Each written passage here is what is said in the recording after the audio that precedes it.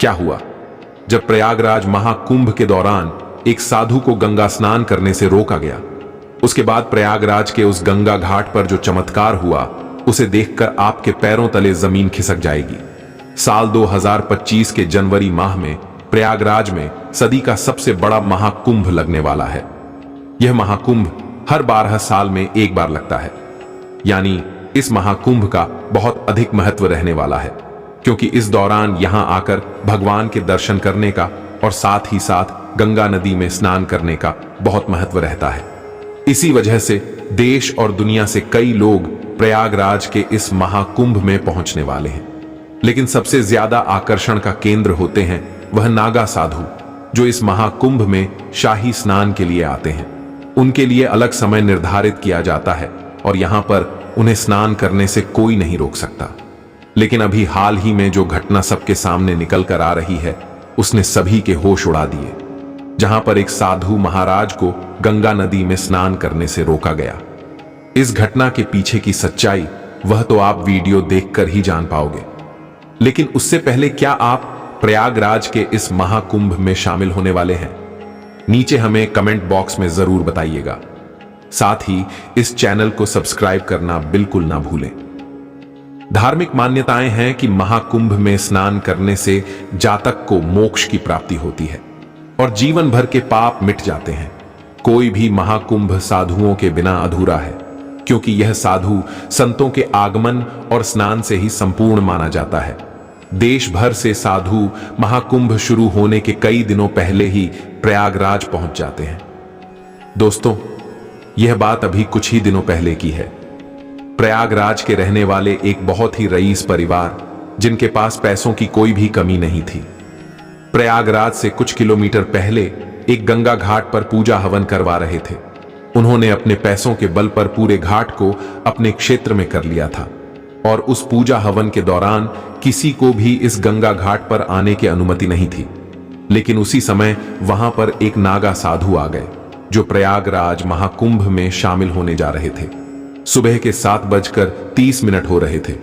उनका कहना था कि मैं प्रतिदिन इसी गंगा घाट पर स्नान करता हूं और आज भी यहीं स्नान करूंगा। लेकिन वहां उपस्थित लोगों में सुरक्षा बलों ने उन्हें स्नान करने से मना कर दिया।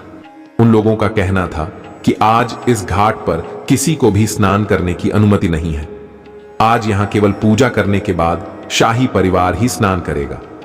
लेकिन उन नागा साधु को समय पर गंगा स्नान करके महाकुंभ में शामिल होने जाना था, जिस वजह से वो जिद करने लगे। लेकिन वहां खड़े लोगों ने उन्हें जबरदस्ती तरीके से उस घाट से बाहर निकाल दिया। अब जैसे ही इधर पूजा और हवन संपन्न हुआ, समस्त शाही परिवार के लोगों ने गंगा स्नान किया और सभी अपने घर की ओर रवाना हो गए। तब तक शाम हो चुकी थी और जब पूरी रात बीती और सुबह हुई तो नजारा बहुत चौंकाने वाला था। दरअसल परिवार के जिन जिन सदस्यों ने कल गंगा स्नान किया था, उन सभी को बड़ा भयंकर चर्म रोग हो गया था। उनकी हालात बहुत खराब थी और उन्हें बहुत ज्यादा कष्ट हो रहा था। उन्हें समझ में नहीं आ रहा था कि गंगा में डुबकी लगाने के बाद तो लोगों के पाप धुल जाते हैं, फिर ऐसा चर्म रोग क्यों हो गया। वो बहुत ही सिद्ध पंडित के पास पहुंचे।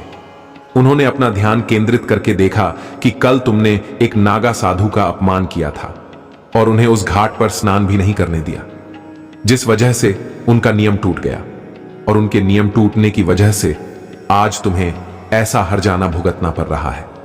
तुरंत जाओ और अभी के अभी उन नागा साधु से माफी मांगो। जिसके बाद परिवार के सभी सदस्य मिलकर उन साधु महाराज को ढूंढने में लग गए। लेकिन वो नागा साधु कहां गए, किसी को पता नहीं था। साधु महाराज का मिल पाना बहुत ही ज्यादा मुश्किल लग रहा था।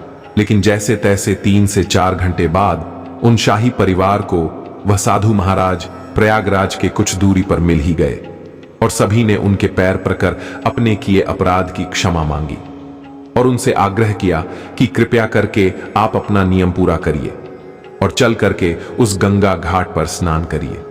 और जैसे ही उनकी प्रार्थना सुनने के बाद साधु महाराज ने उस गंगा घाट पर स्नान किया, वैसे ही धीरे धीरे परिवार के सदस्यों का चर्म रोग सही होने लगा।